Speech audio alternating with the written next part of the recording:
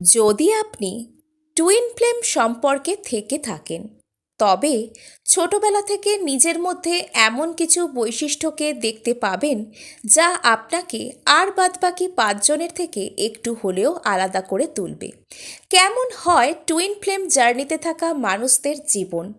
Divine feminine, divine ম্যাসকুলিনদের জীবনে কি একই রকম ট্রেটস থাকে? কোন কোন জায়গায় তাদের হিলিংয়ের প্রয়োজন থাকে এবং কোন কোন জায়গায় তারা অন্য সবার থেকে এগিয়ে থাকে? আজকে আমরা জানব কেমন হয় টুইন ফ্লেম জার্নিতে থাকা মানুষদের জীবন। আর যদি ছোটবেলা থেকে আপনার সাথে এই সমস্ত ট্রেটসগুলো মিলে যায়, তাহলে আপনি এই মুহূর্তে কি করবেন, কোন জায়গায় আপনার হিলিংয়ের প্রয়োজন রয়েছে। আজকের ভিডিওর বিষয়বস্তু এটাই। প্রথমেই বলে নিই, যেহেতু টুইন ফ্লেমরা একই আত্মার দুটো অংশ, নারী সত্তা এবং পুরুষ সত্তা আলাদা আলাদা হয়ে দুটো শরীরে বিরাজমান অবস্থায় থাকেন। কেন তারা এভাবে আসেন? কেননা তারা একে অপরকে হিল করবেন, একে অপরের যে কর্মের বন্ধন সেটা থেকে মুক্ত হতে একে অপরকে সাহায্য করবেন, একে অপরকে সম্পূর্ণ করবেন। এই কারণেই তাদের পৃথিবীতে আগমন, এবং এই জার্নি সম্পূর্ণ ঈশ্বরের গাইডেন্সে চলা, ডিভাইনলি গাইডেড একটা জার্নি। তাই এই জার্নির মধ্যে স্পেশাল কিছু তো থাকবেই। প্রথমেই বলে রাখি, টুইন ফ্লেম জার্নিতে বেশিরভাগ ক্ষেত্রেই দেখা যায় টুইন ফ্লেমরা স্টারসিড হয়ে থাকেন। স্টারসিড কি? স্টারসিড হলো যারা এই পৃথিবীতে শুধুমাত্র তো পৃথিবী নয়, এই পৃথিবী ইউনিভার্সের অংশ। ইউনিভার্স, মাল্টিভার্স, প্যারালাল ইউনিভার্স, যাই আপনি বলুন না কেন, সেখানেও বেশ কিছু এমন বডিজ রয়েছে, এমন সত্তা রয়েছে যারা ঈশ্বরের অত্যন্ত কাছাকাছি, যাদের মধ্যে সুপারন্যাচারাল পাওয়ার থাকে, এবং এরা মাঝে মধ্যে পথভ্রষ্টও হন, ভুল করে থাকেন। তাই তাদেরকে পৃথিবীর বুকে পাঠানো হয় শাস্তি ভোগ করতে নয়, তাদেরকে পৃথিবীর বুকে পাঠানো হয় নিজের ভুলটাকে শুধরে নেওয়ার জন্য, সংশোধনের জন্য, হিলিংয়ের জন্য। এবং টুইন ফ্লেমরা তাই জন্য ছোটবেলা থেকে বিভিন্ন রকম সমস্যার সম্মুখীন হন। প্রথম জীবনে তাদের অনেক হিলিংয়ের প্রয়োজন থাকে, তারা অনেক ক্ষেত্রে অনেক রকমভাবে ট্রিগার হন। যেহেতু এখানে ডিভাইন ফেমিনিন, ডিভাইন ম্যাসকুলিন দুটোই আছে, তাই আলাদা আলাদা ট্রেটের কথা তো আসবেই। কিন্তু প্রথমে আমি দুজনের মধ্যে যে সমস্ত ট্রেটগুলো কমন, সেগুলোর কথাই আলোচনা করব। স্টারসিডদের মধ্যে বেশ কিছু কোয়ালিটি থাকে। স্টারসিডরা এই পৃথিবীকে অনেক কিছু দিয়ে যেতে আসেন। অপর মানুষকে এদের হিল করবার মতন ক্ষমতা থাকে, অপর মানুষকে পথ প্রদর্শনের ক্ষমতা থাকে, এবং ঈশ্বর যেন এদের মাথায় হাত রেখে থাকেন। এরা নিজের অথেন্টিক সেলফের সাথে জুড়ে থাকেন, নিজের মনের কথা, নিজের আত্মার কথা এরা অত্যন্ত ভালোভাবে শুনতে পান। নেক্সট আমি বলবো, যে সমস্ত টুইন ফ্লেমরা তাদের এই অথেন্টিক সেলফের কথা বেশি করে শুনতে পান একটা বয়সের পর থেকে, যখন তাদের বোঝার মতন বুদ্ধি হয়, যেহেতু এরা বেশিরভাগই স্টার সিড থেকে বিলং করেন, তাই এরাও নিজেদের আত্মার আওয়াজ একটা বয়সের পর অত্যন্ত সুন্দরভাবে শুনতে পান, এবং সেগুলোকে তারা ফলো করলে দেখেন যে তারা সাফল্য পাচ্ছেন। অন্য কারোর কোনো কথা শুনে কাজ করে তারা দেখেন ঠিক মন মতন ফল হয় না, কিন্তু যখন তারা নিজের কথা শুনে নিজের মতে কোনো কাজ করেন, তারা দেখতে পান তারা ভালো ফল পাচ্ছেন, তারা সঠিক দিকে এগিয়ে যাচ্ছেন। এবং তারা এই যে প্রচলিত ব্যবস্থা, সবাই যা করছে আমাকেও তাই করতে হবে, এই বিষয়গুলোকে তারা ঠিক মানতে পারেন না। তারা সর্বদাই নিজের একটা আলাদা জগৎ তৈরি করতে চান। সবাই র্যাট রেসে দৌড়চ্ছে, সবাই ইঁদুর দৌড়ে দৌড়চ্ছে, তারা ঠিক এই জীবনের মধ্যে নিজেকে জড়িয়ে ফেলতে চান না। তারা একটু হলেও নিজের জীবনে নিজের মন থেকে ফলো করতে চান, নিজের প্যাশনকে ফলো করে জীবনে বাঁচতে চান, নিজের আত্মার আওয়াজকে ফলো করে নিজের জীবনে বাঁচতে চান। তাই তারা যেন ছোটবেলা থেকে নিজের একটা আলাদাই কল্পনার জগৎ তৈরি করে ফেলেন। কল্পনার জগৎ ইন দ্য সেন্স এখানে খারাপভাবে নেবেন না, অর্থাৎ কল্পনার জগতে বিচরণ করার অর্থ বাস্তব থেকে পালিয়ে যাওয়া বা বাস্তববোধহীন হওয়া নয়।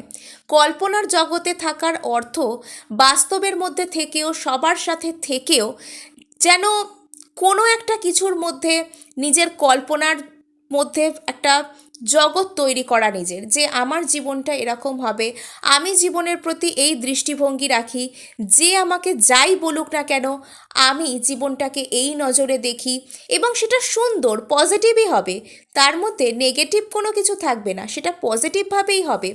জীবনটাকে তারা যেন ঈশ্বরের নির্দেশেই চালিত হচ্ছে এরকম একটা ভাবে তারা মনে করেন, এরকমভাবে দেখেন যে আমার সাথে যা কিছু হচ্ছে সেটা ঈশ্বরের জন্যই হচ্ছে, ঈশ্বর ভালো বুঝেছেন তাই আমার সাথে হচ্ছে, আগামীতে যা হবে সেটাও আমার ভালোর জন্য হবে।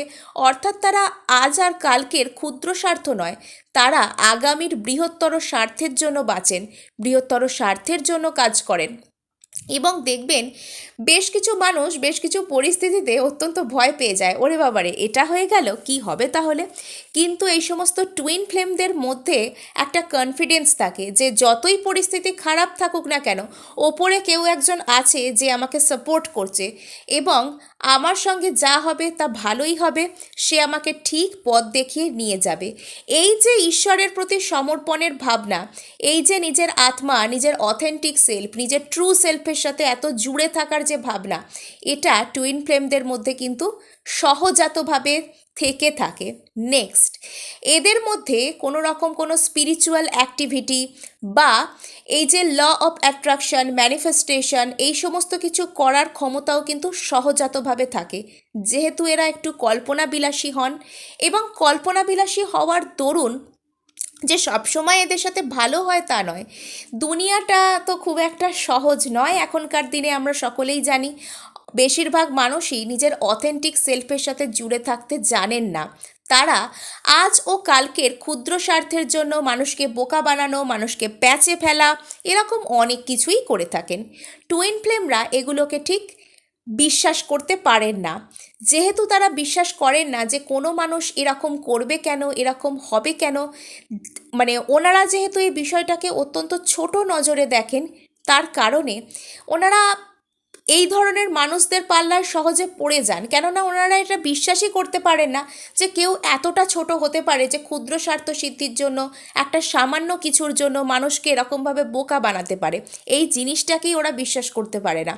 তার কারণে অনেক ক্ষেত্রে তারা অনেক মানুষের বিভিন্ন রকম ছল চাতুরির পাল্লায় পড়ে।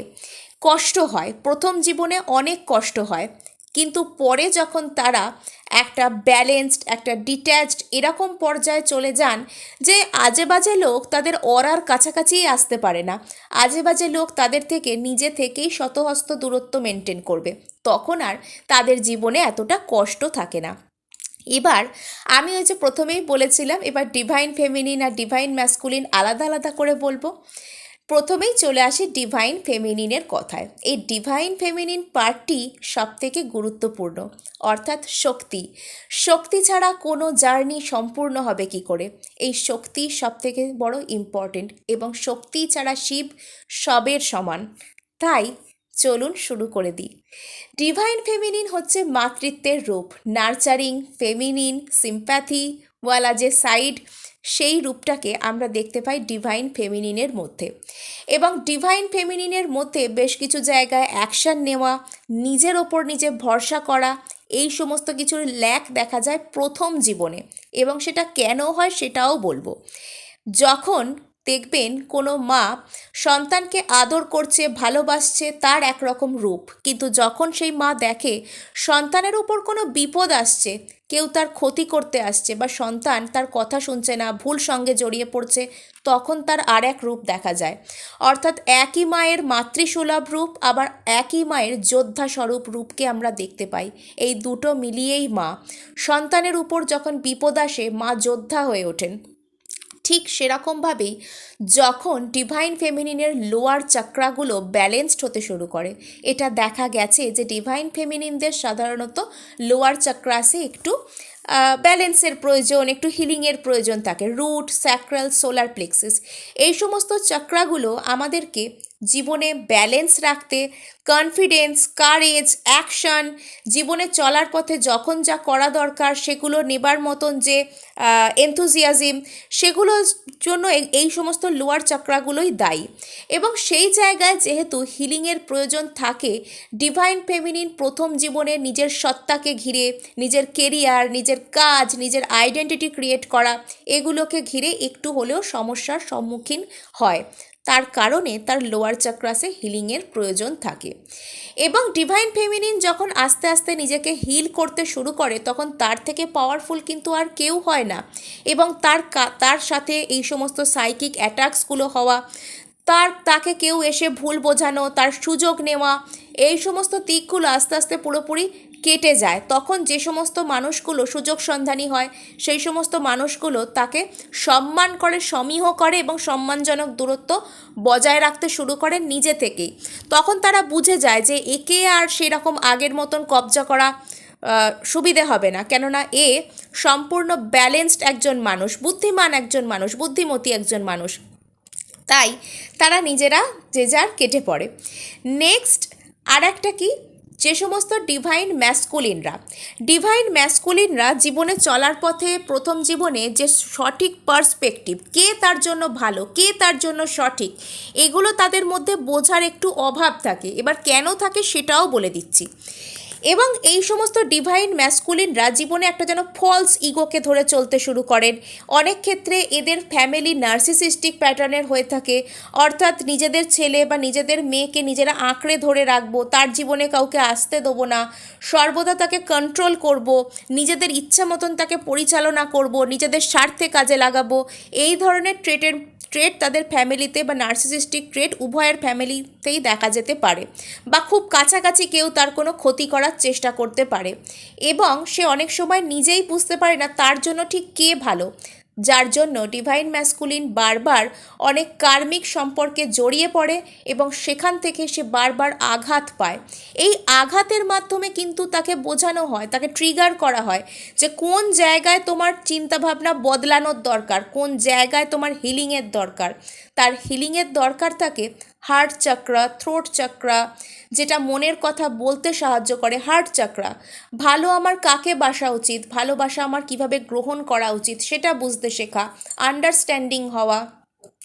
থার্ড আই চক্রা অর্থাৎ পার্সপেক্টিভ, দূরদৃষ্টি সম্পন্ন হওয়া, কাকে বিশ্বাস করব আর কাকে বিশ্বাস করব না সেটা বুঝতে শেখা। ক্রাউন চক্রা অর্থাৎ ঈশ্বর সাথে, আশীর্বাদের সাথে যে চক্রা আমাদেরকে কানেক্ট করে, সেই সমস্ত জায়গাগুলোতে হিলিংয়ের প্রয়োজন থাকে। তাই দেখা যায় যে ডিভাইন ম্যাসকুলিনরা ছোটোবেলায় খুব দুরন্ত, দুষ্টু স্বভাবের, একটু মানে কি বলবো, অথেন্টিক সেলফের সাথে একটু কম জুড়ে থাকা, মানে যা হবে দেখা যাবে, একটা রেকলেস বিহেভিয়ার, রেকলেস মাইন্ড, এগুলো থাকে। কিন্তু যখন তারা আস্তে আস্তে বড় হয় এবং বুঝতে শেখে তার কোথায় হিলিংয়ের প্রয়োজন, কি করা উচিত, ওই জায়গাগুলো যখন তাদের হিলড হয়, তাদের থেকে বেশি আন্ডারস্ট্যান্ডিং এবং তাদের থেকে বেশি দায়িত্ববোধ সম্পন্ন ম্যাচিওরড পারসন আপনি কিন্তু আর পাবেন না। এবং তখনই তারা একে অপরকে সম্পূর্ণ করে, শিব ও শক্তি একে অপরকে সম্পূর্ণ করার সময় এভাবেই আসে। এরকমভাবেই তারা একে অপরের সাথে যে রিউনিয়ন সেটাকে কমপ্লিট করে। ধন্যবাদ।